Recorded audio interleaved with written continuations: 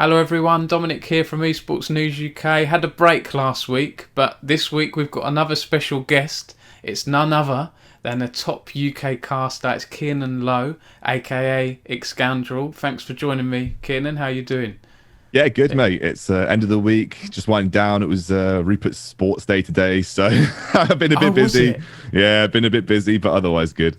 I've got that on my list actually here. We're both dads in esports now. We'll come on to that a bit later, the challenges of it. But it hasn't slowed you down, it seems. You've been doing really well. You know, you've been casting now for a number of years, and you recently got your YouTube play button for, is that 100,000? Yeah, I wish YouTube would give me the play button, but yeah, I got 100,000. Yeah, you're still waiting for them to send you it. It's been a month now. You should get a notification in your studio at some point when you can put a code in for it, but I haven't been given the code. So, but yeah, 100,000. It's been 4 years of YouTube. I started in 2017. So well done. Yeah. That's really impressive, Kiernan. That's almost. I think you said you've done around 1,000 videos and across 10 different games over those 4 years. You know, that's impressive. That's almost a video a day or every 2 days. You know, tell us a bit about that. How have you managed to do that on top of your casting? That must have been a bit of a challenge.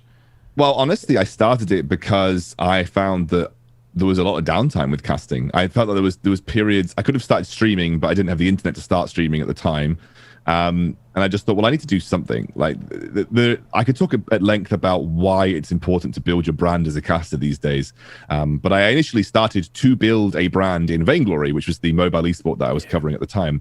I was a color commentator for Vainglory, but I wasn't a high level player at that point, and I wasn't a pro. So why would anyone respect my opinion? So I decided to make a content on it. I decided to make educational, very math-focused content. I just did a lot of math-based analysis. And it was to build myself as a staple name in Vainglory so that when I was on esports broadcast, they'd say, oh yeah, Excoundrel knows what he's talking about. So that instead of people criticizing or trying to say what I said was right, they would instantly think I was right because I was Excoundrel. And therefore I was trying to make it so that what I was saying was kind of like the analysis rather than people having to say, oh, I wasn't not sure I agree with that. It worked really well. It was a really good way of actually securing myself as a top analyst in Vainglory. And it became habit after I originally only started it for Vainglory. And then once Vainglory dropped down, I hit 30,000 subscribers in Vainglory, and I thought, wait a second, 30,000 is quite a lot. That's pretty good going. And so I just thought, well, let's just keep going and keep doing other games, and that essentially just became habit. But it was a way of using my downtime in casting because there was a lot of downtime, and I'd often find myself just sitting at home. I don't know if you've got this, but sometimes I want to play a game, and I'm sitting there and I'm just like, I don't really want to play a game, but I do want to play a game. And so I thought, well, actually, let's do some work. Let's do something with my time. And yeah, just start making videos. I can relate so much to that. I don't know what it is. And it means my pile of games to play is getting longer and longer and longer. But then sometimes I'm like, do I want to sit down and play an RPG? Or I could just load Twitch up and watch someone else. You know, I could just watch Asmongold playing Final Fantasy 14. I don't have the time to spend tens of hours a week playing an MMO anymore. You know, I can just watch other players do it and almost play the game through them. But, I admire that, Kiernan, because, you know, for a lot of people, they might have used that downtime to relax and so on. And obviously, I hope you have had time to do that because burnout has been a topic in esports in recent years, as has the whole grinding mentality. So have you found that hard to switch off, or because for me with Esports News UK, I sort of, there's something in me that makes me check my phone at 11 at night, and if I see something, I'll jump on an article. You know.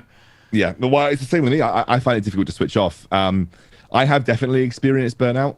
I don't really experience burnout with casting because it is. I definitely went through a period of League of Legends casting that I experienced burnout with, and I took a brief break and focused on other things. But mainly with content creation, especially when you're trying to create a video a day, I usually get to the 3 or 4 month mark or maybe even the 6 month mark sometimes in that particular game, and I find it difficult to build videos that people might want to watch, or find it difficult about something to build something new to talk about.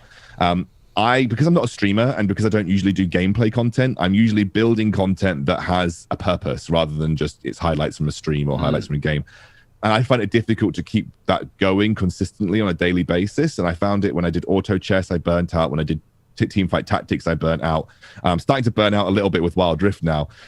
So I need to find a remedy to dealing with that. But it is something that definitely has impacted me on my YouTube side of things. But for casting, not so much, because I have managed to keep casting at a manageable level, I'd say. I think I'm quite lucky. As a journalist, there's always news happening and there's always things to write about. When you're a content creator in a specific game like you are, Wild Rift, you're always thinking of different possibilities. And do you know what? This reminds me of, I interviewed LoL a few years ago. He spoke to me about this challenge of, he it sounded like he got a bit burnt out, or stressed out. Absolutely. When he was having to come up with videos every day. It's hard, and it's sometimes I guess you do lean on your community sometimes, or other people in esports for ideas, outside the box, because there's only so much you can do, right, within a particular game.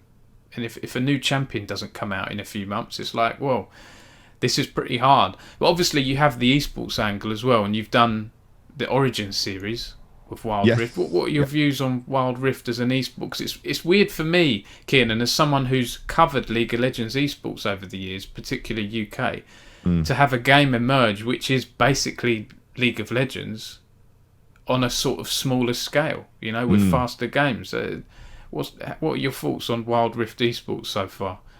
I mean, even just playing Wild Rift, if it had the full roster of champions that we had in League of Legends, I think it would be the better game for someone that's my age. One of the things that I think is fantastic about it is that I can commit 10 minutes and usually get through a ranked match in 10 to 15 minutes. If I want to do that in League PC, I'm spending 40 plus minutes to do it. And like for me and someone your age, when we're busy, we have kids, it's not possible to do that very often. And especially when you're competitive like me, you want to be the best usually at what you're doing. Especially as a content creator like me, you want to prove that you're the best, that your content has credibility. And so for me, like, Wild Rift was really nice. In terms of esports, well, I think you could ask that question of any game that's competitive. Any competitive game, if there is the interest for it, should have esports, because that's what a competitive game is built to do, realistically. I think the real question when it comes to Wild Rift esports is, like, how much should we invest in Wild Rift esports right now? Like, and then that's a harder question to answer. I think when you look at it from Riot's perspective, you have two angles. We probably need esports because we're a late entrant into the mobile MOBA market. So because they're a late entrant and they're already established things like Mobile Legends, Arena of Valor, etc., they need to have something that's going to try and draw veteran players towards Wild Rift. So, they are already entering into a market that is extremely saturated. The most of the MOBA market has been captured, especially in Southeast Asia. Obviously, I think Riot's gambit is that they have a strong brand in the West. So their gambit is like, I am the prime example of what I think they were aiming for with Wild Rift in the West. Your tired old League of Legends player who doesn't want to play PC League of Legends, but will happily sit in bed on his phone while his son's messing around playing some Wild Rift, because you get the same fix. And I do get the same fix from Wild Rift that I did from PC.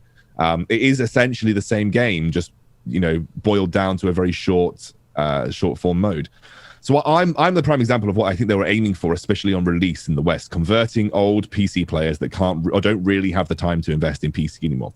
But when it comes to the true mobile MOBA market, that is actually your younger audiences, especially in Asian markets, that is already quite saturated. Honor of Kings in China, Arena of Valor and Mobile Legends in Southeast Asia. These are very saturated markets. So when it comes to esports, Wild Rift, I think they need it because they need to offer something unique to sort of draw veteran players away from those other games. The one thing that I think Riot does have over Mobile Legends and Arena of Valor is that actually those have very small esports programs, or at least they're more local esports programs. It's they have Southeast Asian championships or particular country championships. So I think Riot's gambit is like, look, we're going worldwide. Yeah, we might not get the viewership that we want in North America or Europe, but it doesn't matter, because at the end of the day, we're trying to create a global product here, and that's what our draw is going to be. Southeast Asia is one market, but we want to show you that you can compete on the global market. So I think they need to do it. I just think they need to be careful not to do a Vainglory and overinvest, which is what Vainglory did, and they spent way too much money. But then again, we're talking about Riot Games. They've got money coming out of everywhere. So the small amounts that I think they're investing in Wild Rift probably won't even make a dent, realistically. No, that's a very good answer. And listen, I haven't followed Wild Rift Esports super closely. I've done a few of I had a few press releases on the Origin series, Mhm. and I did a post about you and other UK casters and so on getting involved, and that was good to watch. I watched a few of those broadcasts. What's next for Wild Rift Esports? There's still more of the Origin series to come, right? I don't know the full story. They haven't been public with everything Okay, yet. They are definitely doing Origin series. I think they're doing 3 monthly finals, and then there's going to be a like I think a LAN final. that's I'm it. not sure. Yeah, I remember writing something Because about it. it's run by ESL DreamHack, I'm assuming it's going to be Stockholm or somewhere like that. I don't know though, and that's a complete guess. Yeah. And then I do believe that they want to do a Worlds situation probably later this year or early next year. So I think that the aim is to create a global product with Wild Rift. But for the Origin series, we've got a monthly final coming up at the end of July. There'll be a monthly final in August, and then there'll be like a September or October, I think, grand land final type thing for the teams that performed well over the course of those finals. I haven't done super deep research into this, Kiernan, but I get the feeling there's slightly different orgs taking part in Wild Rift. I think Resolve, a UK org, have been involved, but I haven't seen, unless I'm mistaken, the Fanatics of the world getting involved yet. No, I think Wild Rift is a good place for either mobile first organizations. If you look over at Southeast Asia, there's a lot of mobile first organizations that are involved. But it's also a good place for some of the smaller organizations to potentially make a mark.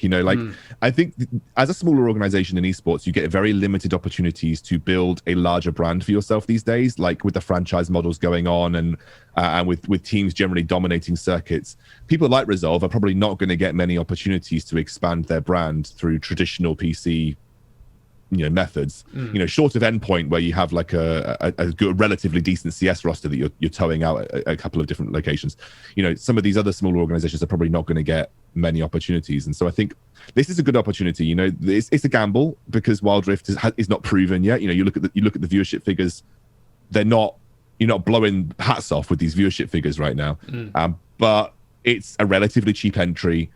And there's no barriers to entry compared to some of the other esports. So I think it's a good opportunity for orgs like Resolve to kind of essentially take a gamble and if it works out, you can build a mobile brand in the space that a lot of other teams may have ignored. Now, I think Excel and Fnatic are probably just biding their time.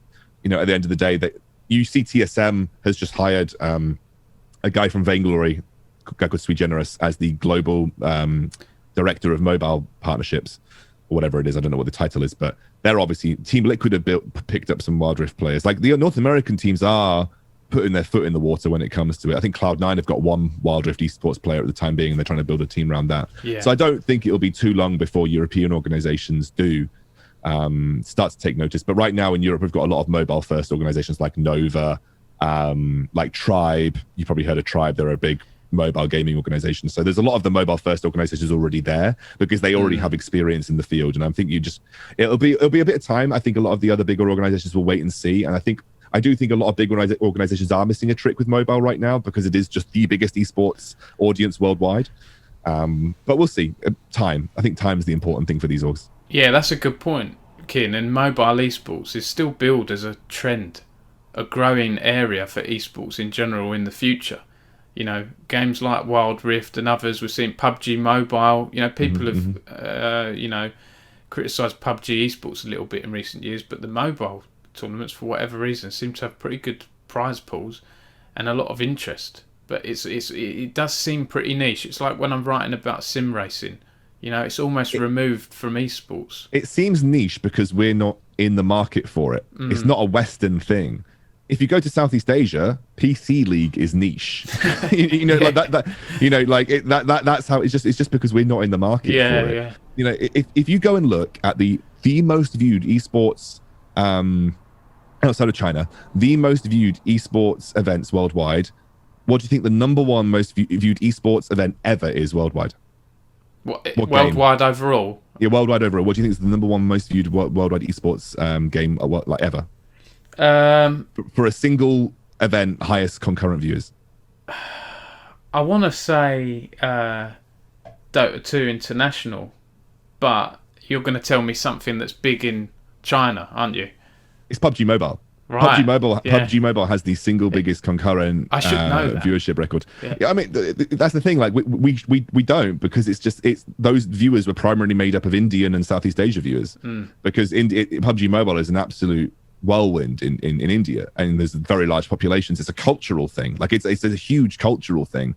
And the numbers that are in Southeast Asia and India eclipse what we have in the West a lot of the times, but we just don't hear about it because it's not part of our radar. Yeah, do you know what does make me surprised sometimes is seeing the top most popular games charts on Esports Observer and the likes, and seeing games in there that I don't really know that well, and that makes me think, and realise, games like this are big. Have you heard of Free Fire? Yes, and that appears in that list. Exactly. Yeah, I barely ever heard of Free Fire before last year, and it is one of the biggest games in the world. Yeah, it's and crazy. Like, it's literally a crap. Well, no, it's not a crappy pub. From our perspective, it looks like a crappy PUBG ripoff. You know, like, but it is like Brazil and Vietnam and such. They absolutely love this game, and like it's crazy how we are just we live in this bubble where it's like Dota 2, League of Legends, CS:GO, but then you look at the numbers of these other games, you're like, oh my god, they're huge.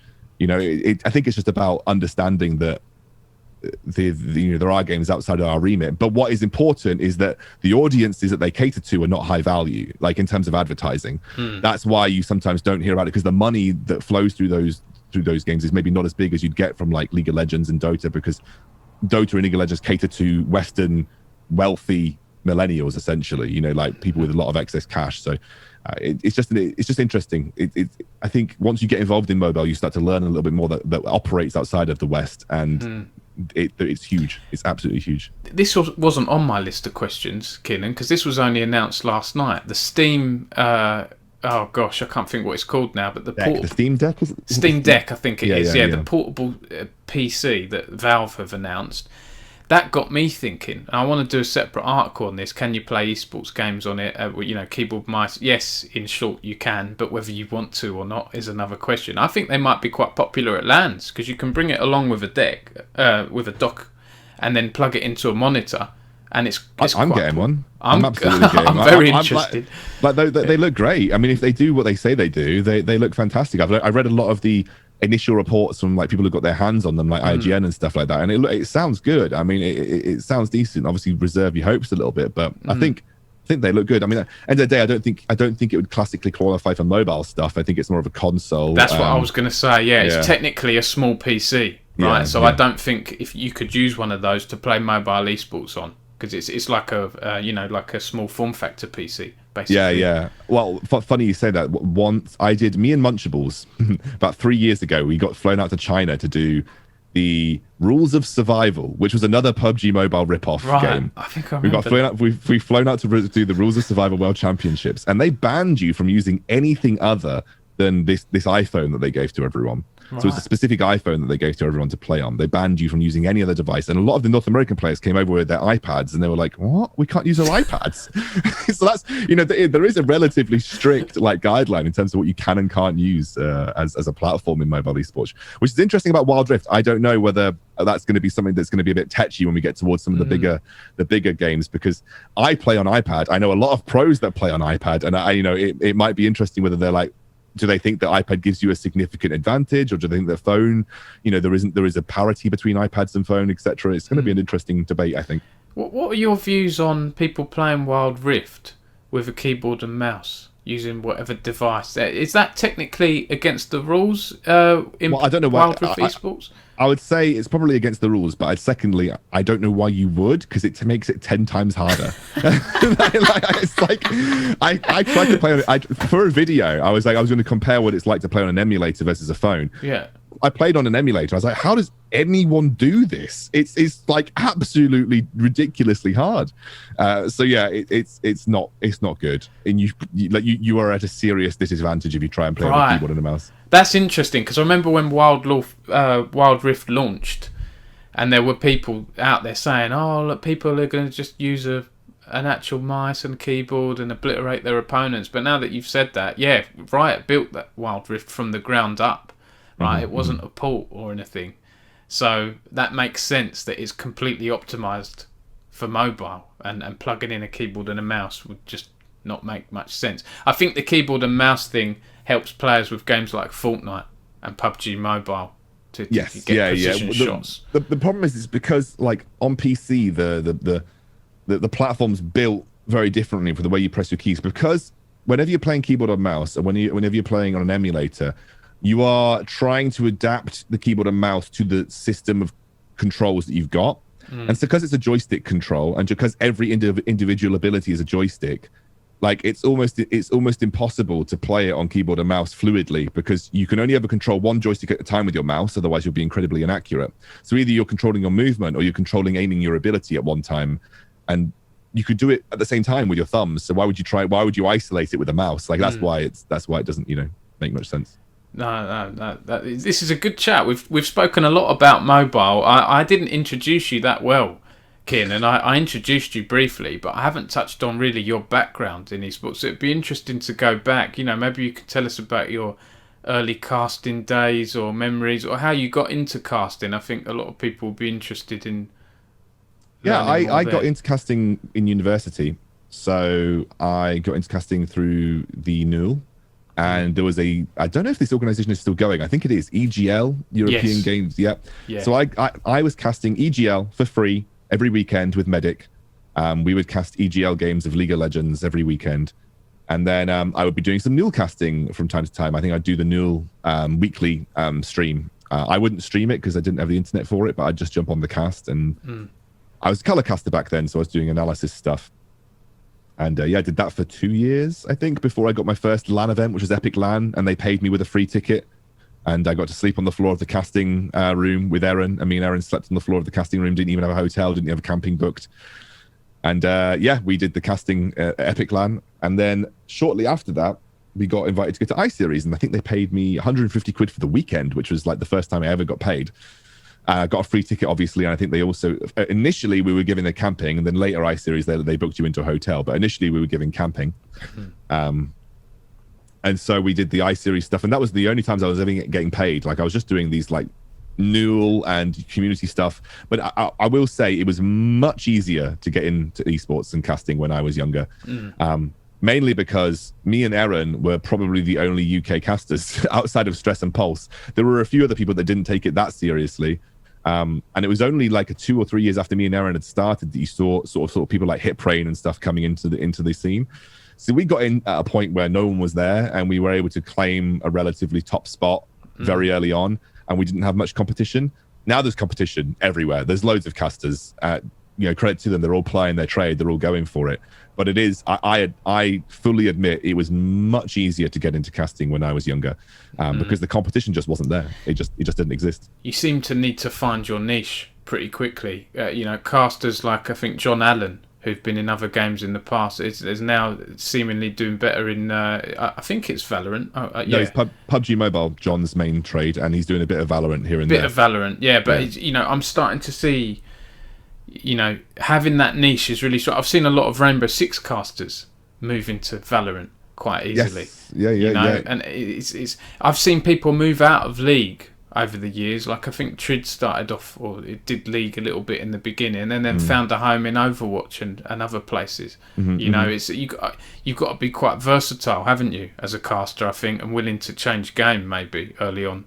It's a really interesting point you brought up, because I don't know if you saw recently, there was a little bit of, yesterday even, there was a bit of debate on the on Twitter sphere about TheBaus going into doing a role at the LEC, which, by the way, is a genius move by Riot, because I agree. I think at the end of the day, they don't want people to co-stream LEC because they think it hurts direct brand viewership, but they're going to take the people that maybe would be co-streamers and integrate them into their products, because they can do that and support it, and that's a great idea. And they're doing it with I Will Dominate. Had a stream with Munchables the other week. Yeah. LPL, I think it was. It's entertainment at the end of the day, isn't it? I don't see it as a streamer, like the chap that's coming into LEC, taking someone else's place. It's a personality in esports. They interview players sometimes. Yeah. Well, at the end of the day, the LEC is an entertainment product, and I think you have to wrap your head around the fact that its primary goal is to entertain people. If you can capture someone that is entertaining, has a very dedicated fan base, and people like him, then why would you not bring him onto the show? And even then, the whole debate around aspiring casters is dumb. Look at how many great casters they've brought on for the first time, the LEC this split. Yes. They are clearly supporting aspiring casters. It's not even like they're not supporting aspiring casters. They are. Trouble has been fantastic. Gulborg has been fantastic. Jake and Jamada have absolutely knocked it out of the park. Like, they have done a great job of integrating casters.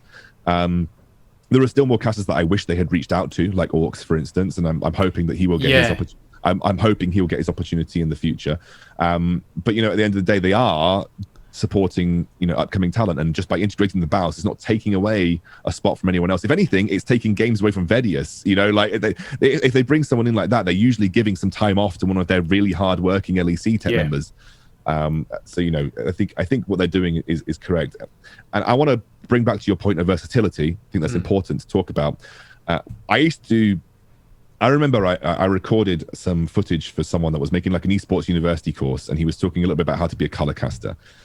And one of the big things that I talked about is that, you know, first and foremost, you want to be passionate about the game that you're covering. So there's no point trying to commentate a game that you're not passionate about, because it will kill your drive, and you'll find it very difficult to find a genuine connection to the audience and a genuine connection to the scene. But, you know, if your primary goal is to make money as a caster and build a full-time or part-time career out of it, then you have to be versatile. You have to be looking for opportunities that may be outside of your initial remit. Like CSGO is incredibly populated. League of Legends is incredibly populated. These games are obviously the ones that are going to spawn the most wannabe casters because they're the biggest games. But if you're trying to ply your trade as a caster, you have to be like John. And you know, John initially, I think, he was like, oh, PUBG Mobile, I'm not sure. But now he is the name. He is the PUBG Mobile English caster at the end of the day. And so those opportunities, whilst they might not be initially attractive, you have to consider them, and you have to be versatile. And also on top of that, I think you need a brand these days. I think you need to have built yourself some kind of brand. That's why I continue with my YouTube. You know, I might not have 100,000 Twitter followers like that Aaron's got, Medic's got, but I've got 100,000 YouTube subs. You know, so I have something that I can present to tournament organizers and say, look, I've got a reach. You know, I am an influencer in my own right.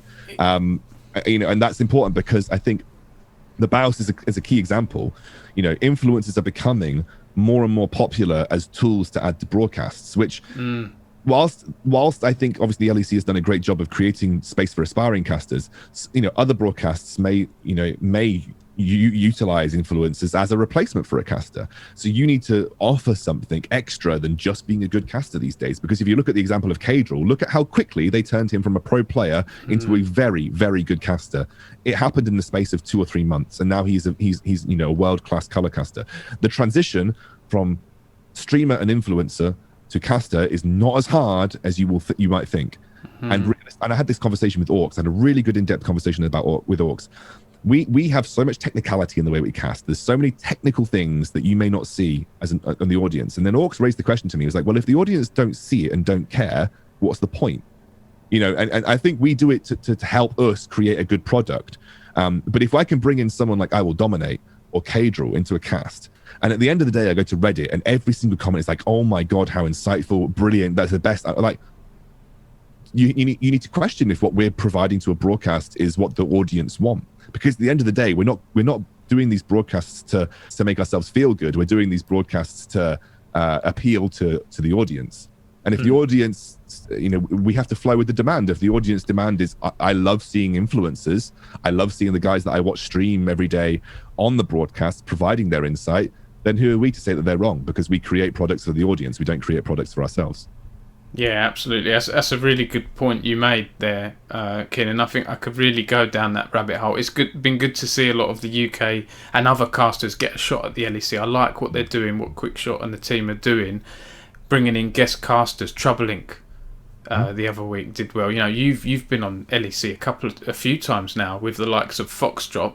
Yep. You know, and you mentioned Medic, and it's interesting to me because back in the day, you were seen as very much a pairing. There are some caster duos out there that are seen as duos. I think it's James Banks and Mitchman have been billed as a duo in the past, and you know, still do their other separate gigs as well. You were very much seen as a pair, and then obviously Medic went into the LEC.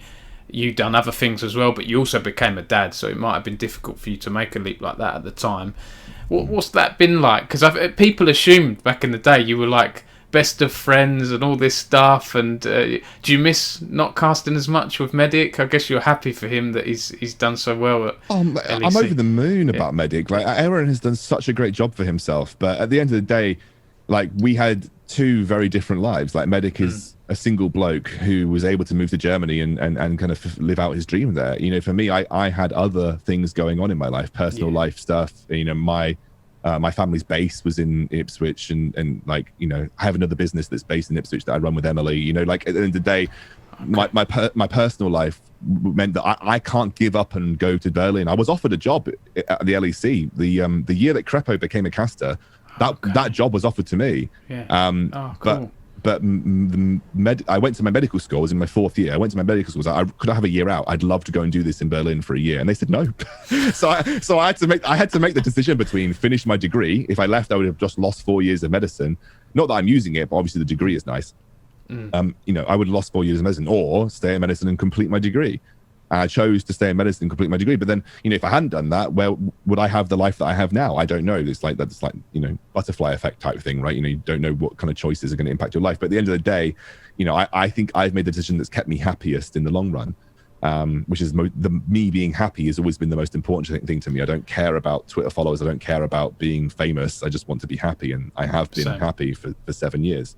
You know, and I think Medic is absolutely killed it. He's gone there. He's taken on the mantle of a very, very tough role in being a play-by-play caster. They usually have the most iconic moments. You know, whenever you look back at plays, it's always the play-by-play's voice that's creating those iconic moments. And he's absolutely smashed it. He's been one of the best casters the LEC's got. And yeah, me and Medic are still close. We're not as close as we maybe were when we were seeing each other all the time, but that's natural when you spend more time away from each other. But I know that if I ever called up Medic with a problem, he would treat me exactly as he treated me back then, and I can do the same to him. So we still talk most days, usually on Slack, to be honest with you. We talk most days. So yeah, you know, it's one of those things that just because he's out there in Germany doesn't mean we aren't still close. We are, but also with different people. Like when we were casting, like you published that hilarious video of like us messing around at the UK put a link Masters. in the description. Yeah. But I don't think we'd be able to do that anymore because we're just a bit older, and you know, and esports has evolved from what it was when we were doing that. Like when we were doing that, you get away with it because no one cared. But now I think you probably wouldn't be able to get away with that kind of stuff, at least not easily. So that kind of fun that we had, I think, was because we had the benefit of being amateur casters that maybe didn't have the mantles of responsibility and the reaches that we have now. But now he's got 100,000 reach on Twitter alone. You know, he probably can't have the same kind of experiences that we had back then, but that's just how it's evolved. You get older, esports evolves. It is what it is. Yeah, and he's breaking speedrunning world records exactly as well. Exactly, absolute madness. If LEC reached out to you tomorrow, Keenan, and offered you a full-time job, would you have to turn it down again? Because like you say, I didn't realise you've got this other business with your partner, and you know your life. You know, you're a dad and everything. I was offered a role in Germany, weirdly, not to do with Riot. This was like 4 or 5 years ago, and I turned it down because my life is here, my family are here. I don't really want to move country. Yeah, I turn it down. Absolutely. You know, unless that role was like, we'll fly you out, you know, and then you can go back. No, I'd turn it down. And Trevor knows that. Quickshot knows that. You know, the whole team knows that that's just not on the cards for me. So which is why I'm very lucky to get some of the small freelance opportunities that I get with the LEC, because otherwise I wouldn't really be able to be involved in the product. If anything, I see my stomping ground as the European Masters. I like to be the dad of the European Masters, and you know, the LEC is just a bonus for me. You know, the LEC is just something that I enjoy doing. Interestingly enough, Dom, I have got a job starting on Monday. It's actually a job that's not to do with esports, and I might be talking to you more frequently on a media basis. Really? Oh, that's interesting. Oh, I can tell you off the record. You might not be able to put this in. Okay. Okay. So I've cut a bit there. Everyone watching, Kinnan's told us, you know, you're going to be moving to another job on Monday. So you'll see the announcement on Monday. Yeah, the announcement will go out on Monday. So yeah, it sounds interesting. I think. Before I move on, I know we've spoken about Medic quite a bit. There was someone asked on social media the other day, why are there so many people in esports that have a medical background? So you've got your full degree, right? But you decided to not go down into that field, I guess, because esports is your passion, I guess. Yeah, but also I just didn't like medicine. I'm an August baby, so I was born August 20th. So I was the youngest in my year, almost every year. when I applied to medicine, I was 16. Like, who knows what they want to do with their life when they're 16, you know, at the end of the day, you know, and by the time that I got my offers, I wasn't even 17 yet. Yeah, but I only just turned 18 when I went to uni. So, you know, I think at the end of the day, who knows what they want to do when they're 16? You know, no one knows what they want to do when they're 16. So I kind of went through it and just found that it wasn't for me, you know, and medicine is a vocation that you have to commit your life to medicine to really want to do it. And I just didn't want to do it. Yeah. But yeah, I think Medic was the similar case, but he actually did a year working as an F1. But he also just knew that it wasn't his passion, and he was happy to move out and do what he's doing now. So both of us just kind of were in medicine, I think, because we were smart, and that's what our schools told us to go and do. And I think realistically, it just wasn't for us. Yeah. You know, you guys, you're obviously UK casting talent. I think we're blessed with casting talent here in the UK. We've historically been used as, you know, casters in tournaments around the world, whatever it is, that British humour or wit people seem to like to head up broadcast. Do you have any views on any upcoming talent you'd like to give a shout out to, or, you know, anything there? There's a lot of people who've been filling in on the NLC recently who have been doing a great job, because to be honest with you, esports is incredibly last minute. A lot of these guys are coming in on the same day of being asked. They've put a lot aside to get on the product and be there. And that, you know as well as I do, that nothing is planned well in esports. It generally tends to be extremely last minute. And because a lot of our NLC guys have been out for for LEC, or they've been out for other variety of reasons, like Hitbrain took some days off this week to make sure he was prepped for the LEC this weekend. So people like Initialize, Nymera, Viperoon, Carmeline, like these people have come in relatively late notice. They've put a lot of effort into getting onto the cast and being up to speed, and honestly have done great jobs, done really, really good jobs. And those are the guys that, you know, eventually will take over, you know, the roles that me and Hitbrain and Orcs and stuff have had when we're doing other things with our lives, you know. Yeah, 100%. I'd love to ask, because you've got a storied career. You've had a lot of experiences. What is the, you know, maybe your favourite or most memorable moment in casting? Is there something that sticks out to you? There's a few. The first big memorable moment was doing Intel Extreme Masters Katowice. Oh, I remember that. It was the first major hosting role I'd ever had. And it was also the biggest event that I'd ever done up until that point. Like, vainglory stuff aside, like Intel Extreme Masters was just the biggest event that I will have ever done in my life. And I was working with people who at that point were significantly bigger than me, like Froskurin, for instance. And they still are significantly bigger than me. But, you know, those guys, I was very scared on working with them. And, it was a very scary experience, but really, really, I think I dove into the deep end and just attempted to float. And that I think when I look back at it, I had some really fun moments on there, but I still look back and I think you were just you were treading water, like being on that broadcast at that stage in your career. But it taught me a lot, and it kind of gave me the opportunity to then go and host the LEC for the first time, which I did that in 2018, I think. It was 2018 or 2019, I can't remember, one of the two. But yeah, that was the opportunity that allowed me to go on and host the LEC, which was another big memorable moment for me, because realistically at that point I'd resigned myself to never going to do the LEC because of reasons we spoke about. Just I wasn't willing to move to Germany. Yeah. And then beyond that, like some of the Vainglory Worlds events were really awesome, just because I was an influencer and a caster. Like I had a very surreal experience where people actually wanted to talk to me. Most times when you're casting, not that many people care unless you're an LEC caster. Like, you know, when you're just like a random caster, most people don't care. So they're more interested in the players, or, you know, whatever. But yeah, being Vainglory, because I was an influencer as well, it was very surreal. I had a lot of people like wanting autographs and all that kind of stuff. I never really had that experience before. But IEM Katowice will always be the standout experience for me, because it was when I was thrown into the deep end and I managed to keep my head over the water for what was a very scary event. And I thank Joe Miller especially for trusting that I would be good enough to kind of to have that very important desk host role, because that is a very important desk host role, and I was very happy to do it. Definitely. Are there any funny moments, Kiernan, or any moments where you think you narrowly avoided disaster, as in, you know, the show must go on, right? I've spoke to hosts and casters where they've been asked to fill for like half an hour or longer and just ramble on. Are there any sort of funny or scary moments? I mean, Katowice was full of it because we had on the Sunday complete internet outages for 8 hours. And so we were having to fill for hours on end on the desk whilst we were just trying to sneak games in here and there. I think we started at like morning. We didn't finish until post midnight because the things just got delayed so ridiculous. That was the last IEM that League of Legends ever had, by the way. Yeah. Because those issues were so bad. Riot basically just said nah. So I don't know for sure, but that's the impression that I got. But that was I did the last ever IEM League of Legends event. But yeah, there was so many crazy like filling experiences. But most broadcasts that I've worked on recently have been okay. Like they've actually managed to keep tech. I haven't had any crazy tech things for a few years. Even on any of the LEC is just a beacon of smooth sailing, really. And whenever I've been on the LEC, it's just been almost minute perfect transitions to where they want to go. So esports, I think, is growing up a lot in terms of the way they produce and the way they run their shows. And I haven't had any crazy bad experiences. I will say that some of the UK Masters stuff will always live in my mind as completely hilarious. There was a show where me and Medic obviously had to fill forever, and we just started talking about Brexit on air for ages, and then we got KFC and we just started eating KFC on camera because it was just like, I think we were delayed for like an hour and a half, and so we were just eating KFC and talking about Brexit on the middle of a cast.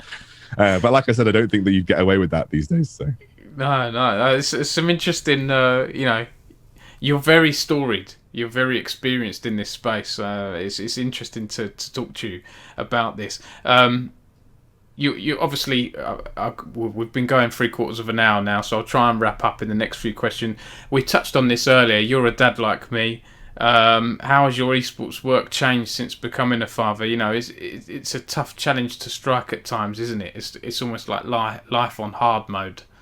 Yeah, having a baby is hard, and I think any parents should be fully prepared that your life does change forever, as you'll know, Dom. And you've gone New Game Plus hard mode with your with yours. But no, I think I was very lucky, and I think one of the things that I'll always remember is that my job has allowed me to be at home with Rupert. I have been a stay-at-home dad, and my dad did not get to spend the first few years of my life with me. He was working very long hours and came home at night, and I barely got to see him. Whereas I have been extremely close to my son because of just how much time we've had to spend together at home. He goes to nursery now, so he only has one day at home. But before that, I was doing all the daycare pretty much because Emily went back to being a dentist. So I was doing all the daycare. It's hard, but you make it work. I think that's really the main thing. The flexibility is good. It's like on Tuesdays, I have to look after the twins because my wife works part-time. She works on Tuesdays, and if a big story breaks, I can put the TV on for them and put In the Night Garden on and get my laptop out and jump on something, or I can time content to go live. And having that flexibility is nice. And I think COVID, for all the downsides, it's brought, that has been one weird positive from it, that it's allowed people to work from home more. And I think it's made I guess older people in management positions in companies realise that companies can still function with their employees working from home. And I guess that's brought challenges for you and casters around the world as well, but also convenience, right? Lets you do the LEC cast from home. Has there been any? I guess it's been a challenge, right, dealing with some of the technical things, but also a blessing because you don't have to leave home. It's interesting you phrase it that way. I prefer casting in person. I think every caster does. Right. I don't think many of us like casting from home because you don't quite get the same atmosphere. And I think because it's a very emotionally driven craft, like you often have your best casts when you're in the headspace required to give your best cast. And at home, it's very difficult to get into the headspace that I think you need to have a top tier cast compared to being in the studio or being there with a live crowd. However, as you said, for the NLC, for instance, I don't have to fly to Sweden every week, which if I had to fly to for this split and spring split, if I'd been told I had to fly to Sweden every week, I told them to shove it up their butt, in a nice way. I love everyone at DreamHack and I love all my guys, but essentially in no short mincing of words, that is what I'd have to say because I just can't do it. It's not possible with my life. Yeah. Which is why, in part, this new job that you'll see me getting out on Monday is going to be a relatively nice addition. This probably will be the last split of UK League of Legends that I ever do.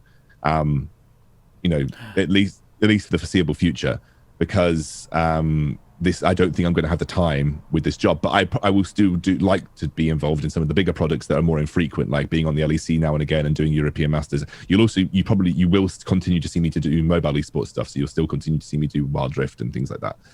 But I made the decision that I don't think that beyond this season of the UK League stuff or UK and Nordic League stuff, that I don't think that I have the time to commit. You probably see me come in as a guest or as a cover now and then again, but I don't think I'll be doing full-time UK or Nordic stuff anymore.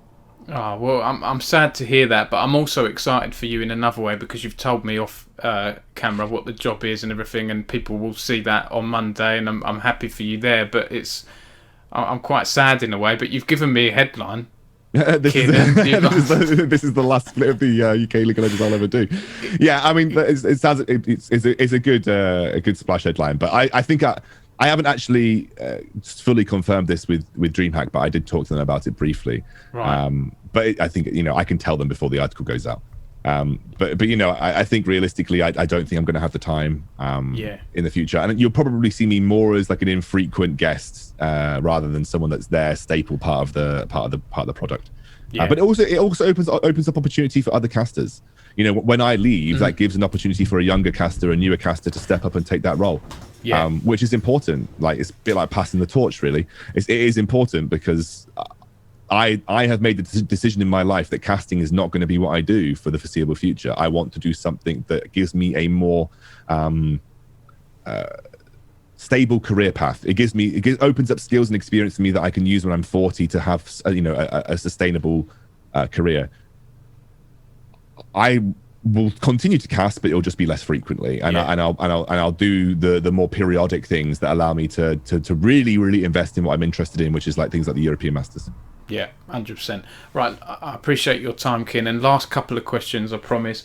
I-Series, you mentioned that earlier, Insomnia. It might be a silly question, but, you know, are you looking forward to things like that returning? What are your thoughts there? I interviewed Craig Fletcher the other week, and he's hoping for an October event, and I think Epic Land's coming back in October as well. So things slowly seem to be returning to how they were.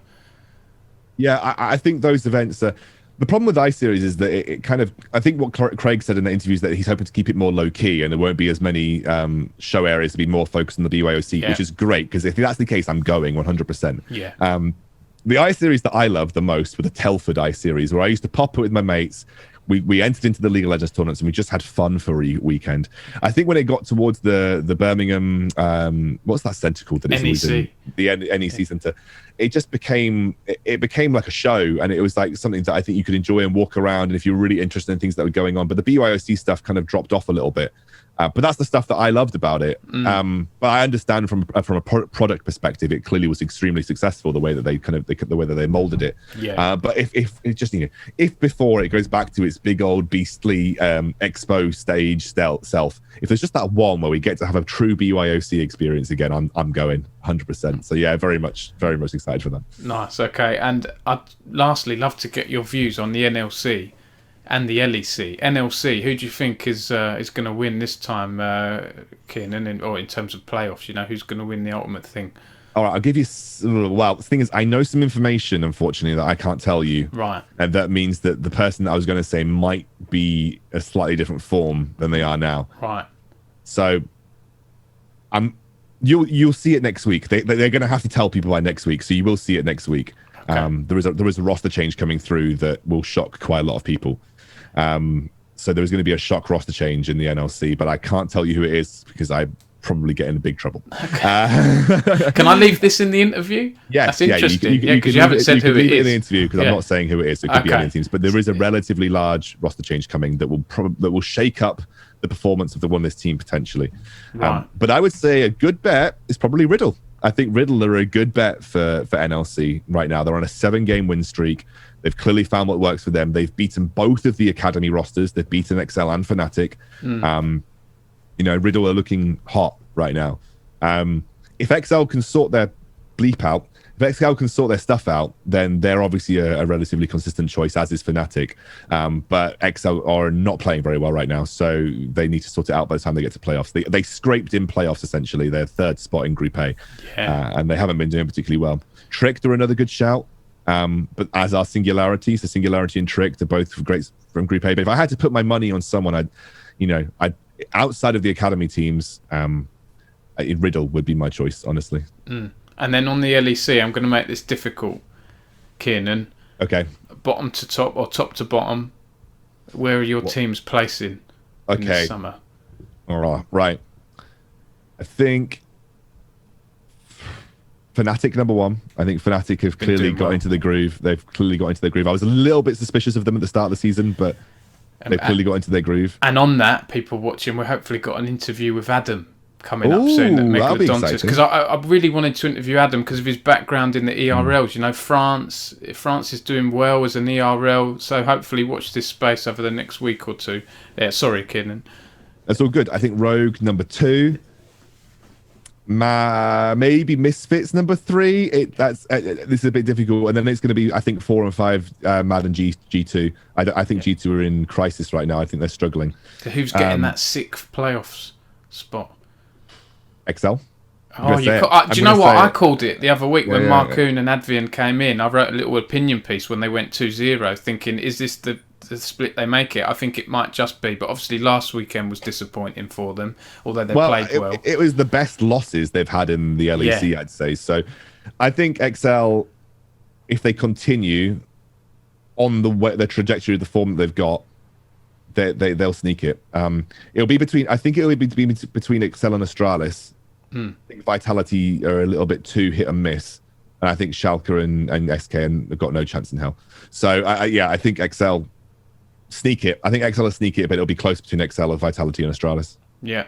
Who in those bottom 4? What order do you think will be below Excel?